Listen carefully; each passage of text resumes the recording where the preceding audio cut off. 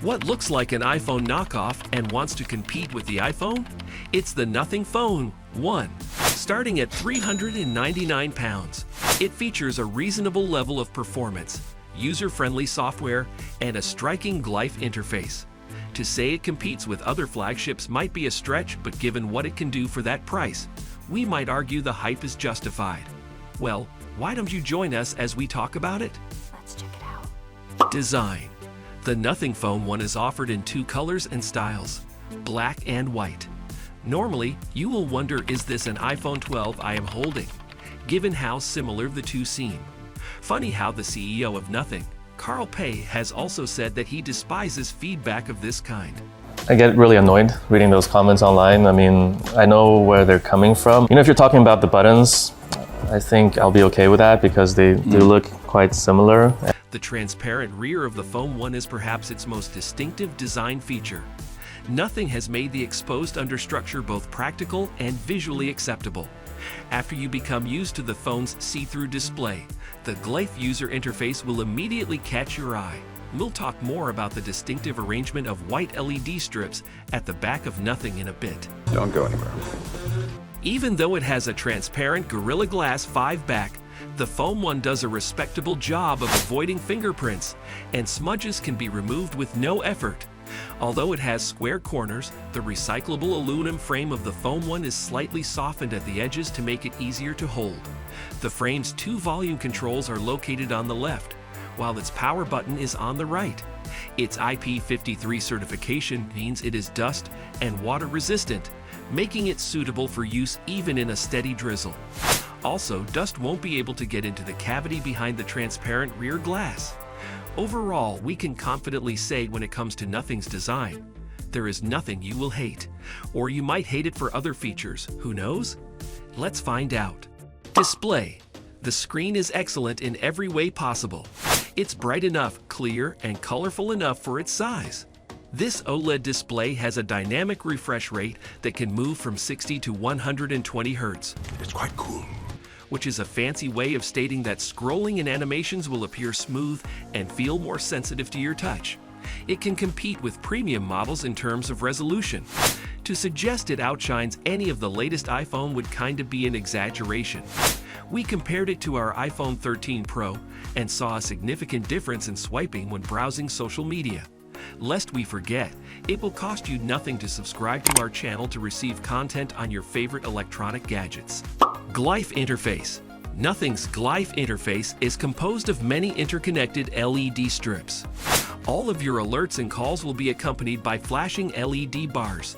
Assigning individual callers their own light displays and noises might help you identify who is calling even if the phone is face down on the table.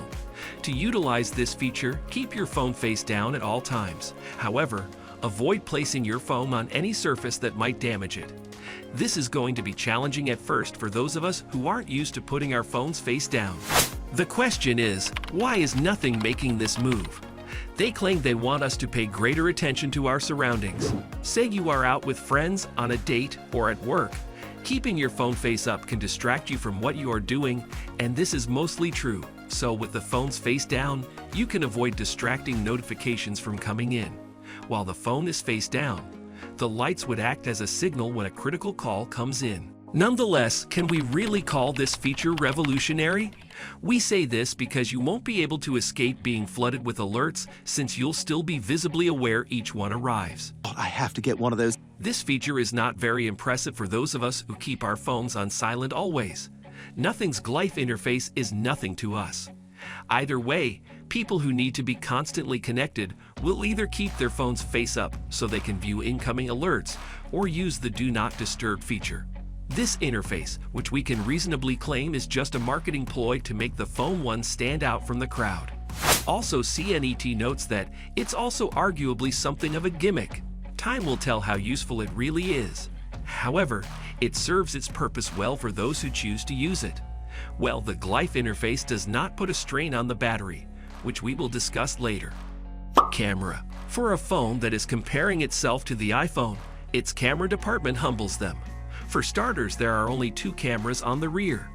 The Nothing Phone 1's primary camera is a 50-megapixel Sony IMX 766 unit with optical and electronic image stabilization and an f1.88 aperture, all of which can be found on the device's rear. There's also an f/2.2 aperture and electronic image stabilization in the 50-megapixels Samsung GN1 wide-angle shooter. Let's look at the bright side first. The camera works great. Beautiful photographs may be taken with the Nothing Phone 1. It has a more realistic color palette than many mid-range cameras, which aims to entice those who want to publish photos quickly on social media.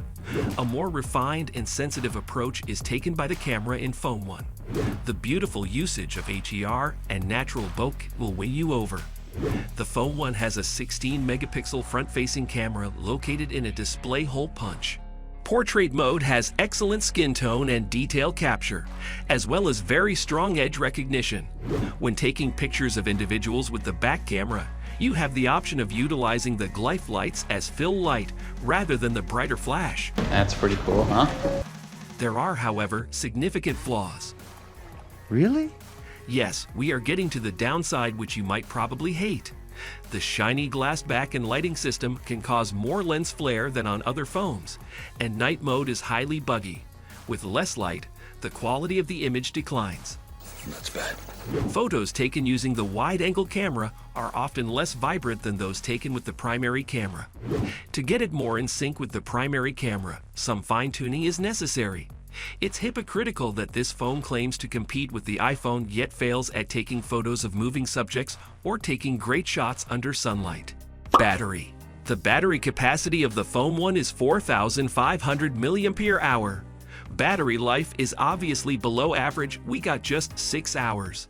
The Glyph lights could make you worry about battery life, but they really have no effect on it. The phone can charge up to 55% of the battery in 30 minutes, and it supports charging at up to 33 watts. That's quicker than you typically get from other premium phones like the Galaxy S23, which has a 25-watt charging rate. Like many other flagships, the Nothing Phone 1 does not include a charger in the box.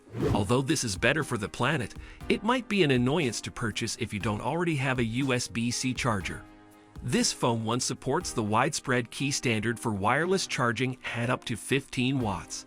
And it also enables reverse wireless charging for devices like headphones. Like we said earlier, considering its price and what it delivers, it is worth the hype.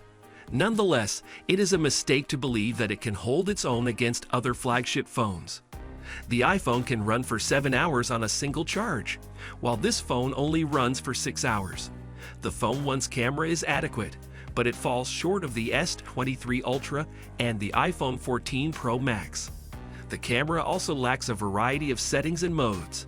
The Glyph interface is obviously distinctive, but I don't think it's a strong selling point to convince iPhone users to abandon their present devices unless perhaps you are using an old version. Keep in mind that Apple is not a startup. The iPhone has had plenty of time to improve. Even so, the Phone 1 is already excellent, and in 4 years, if they keep developing it, we'll be able to discuss how it compares to other top-tier models. It is not yet available in the United States, although it may be offered for $480 when it becomes available. Well, another phone is also getting hype in 2023, and it is the S23 Ultra, which can be comparable and even beat Apple's latest iPhone 14. We have a lot to say about it in our next video, so make sure not to skip. Thanks for watching.